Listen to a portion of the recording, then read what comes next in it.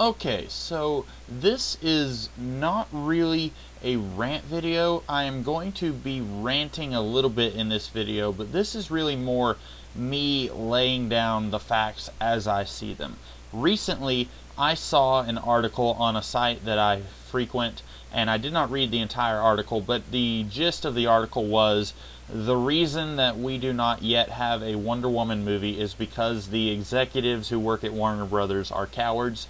And to a degree, I would say this is a fair complaint. I have seen many people complain, why don't we have a Wonder Woman movie yet? We should have a Wonder Woman movie next. Wonder Woman, Wonder Woman, Wonder Woman. And, you know, we've got Wonder Woman showing up in the Superman Batman movie, and with everything that DC Comics has been doing in the movies, trying to copy the Marvel Avengerverse format, I'm almost ready to bet the farm that Wonder Woman will get her own film in some form after showing up in the Superman Batman, or as me and a few other people are now calling it, the Justice League movie. She will probably show up in some way, probably in a solo format.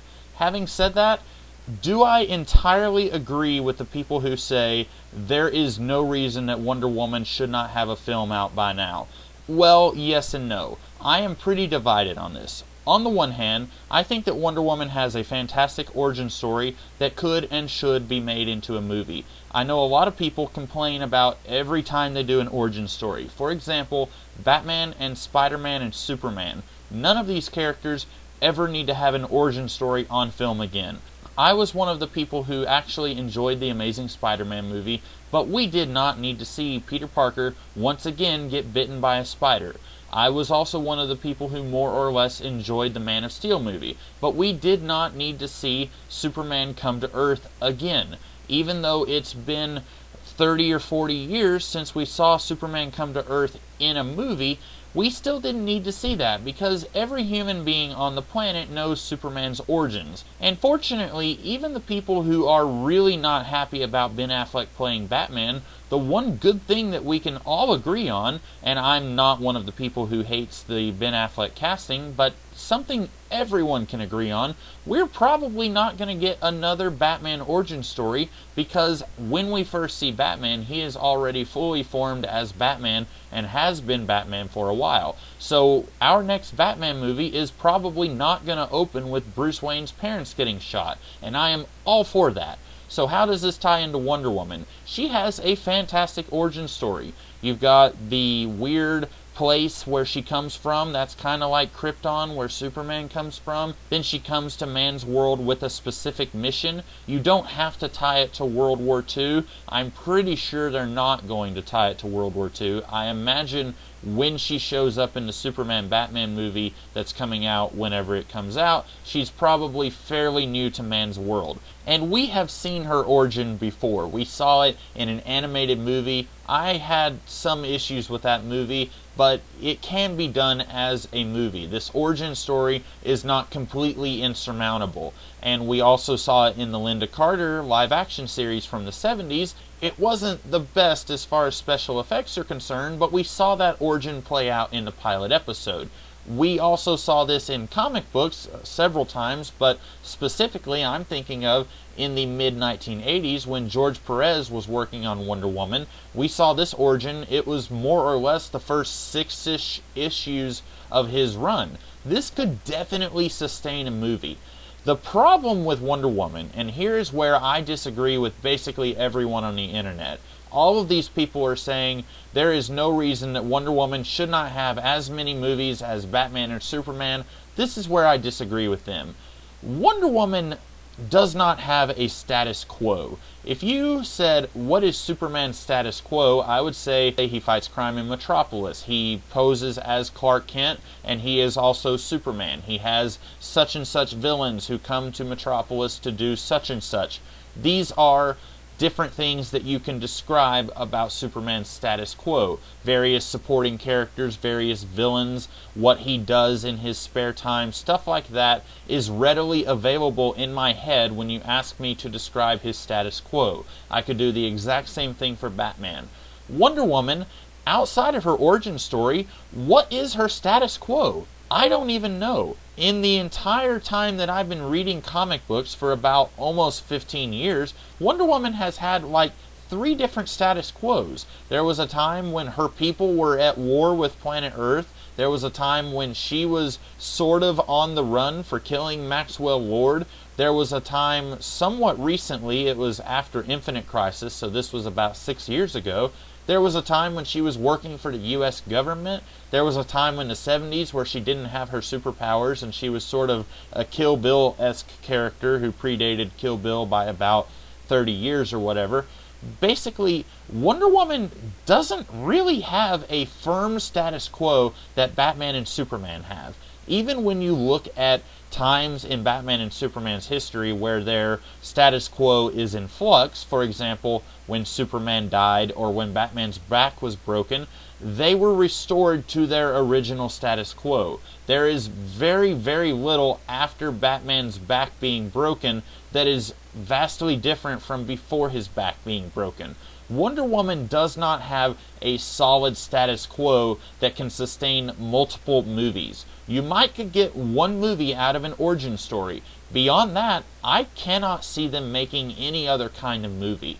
Another problem with Wonder Woman is that she doesn't have a whole lot of really good villains. If you asked me to name 30 Batman villains, I could do that. If you asked me to name 15 Superman villains, I could do that. I could even name more Flash villains than I could Wonder Woman villains. Out of all of the villains that Wonder Woman has, I can think of maybe 4. You have Ares, Dr. Psycho, Egg Fu, who I guarantee you is never ever going to show up in a movie, and the Cheetah. That is all I can think of. And maybe 2 of those villains are film worthy. Dr. Psycho would need a lot of work.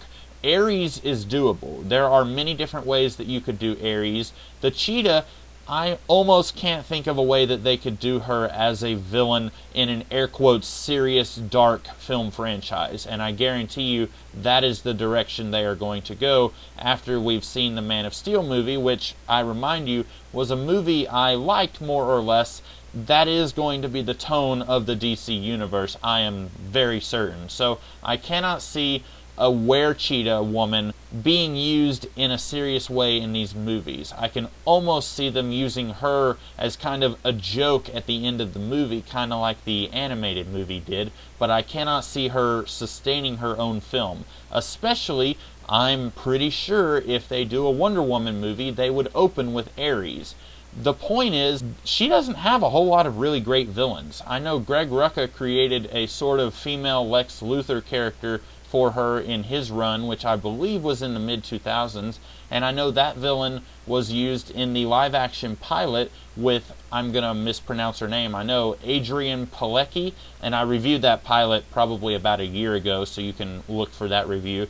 The point is, Wonder Woman does not have a lot of villains. I know I'm spinning my wheels here, but the reason Batman has had 7 live-action movies is because he has many different villains that can be used. And sure, several of these characters, the Joker, Two-Face, and Catwoman, have been used multiple times, but even when you take out those guys, Batman still has a whole lot of villains who haven't even showed up in films yet that are film-worthy. I could easily see an entire movie being made out of Batman fighting Mr. Zsasz or the Ventriloquist. I could very easily see Anarchy showing up in a movie.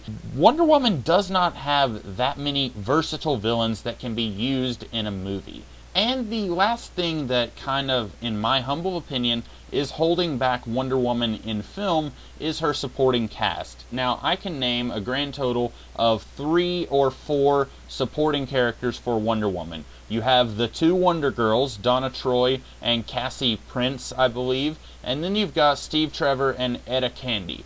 And who are these characters? Steve Trevor is vastly different from version to version. Sometimes he's Wonder Woman's love interest, sometimes he's Etta Candy's love interest. Etta Candy used to be a sorority girl who was best friends with Wonder Woman, and then in the George Perez relaunch, she's a military woman who I don't even know if she's friends with Wonder Woman. And I'm not entirely sure if there is a way to modernize these characters and make them work as supporting characters. I know in the live-action pilot, starring Adrian Palicki, Etta Candy was the CEO of Wonder Woman's company. She basically ran things.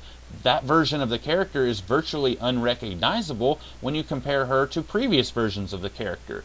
When you take a character and you change literally everything about that character and stick the same name on that character, that means that you don't have an especially strong character with an especially strong foundation.